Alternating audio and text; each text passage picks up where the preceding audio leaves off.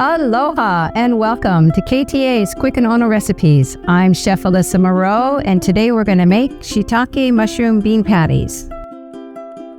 In a food processor, pulse the beans until partially mashed. In a large skillet, heat oil and sauté the onion, celery, and shiitake for a few minutes. Add in the rosemary, oregano, salt, pepper, and the garlic, and cook for a few more minutes. Then add this to the beans in the food processor and pulse to combine. Transfer mixture into a large bowl and add in the sun-dried tomatoes, parsley, and breadcrumbs. Mix well, then form into patties.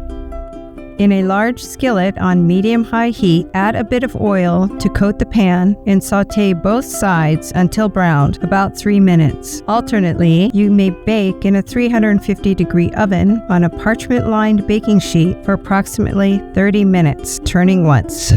Delicious, served with hot rice and sautéed greens. For this recipe and more, please visit ktasuperstores.com/recipes.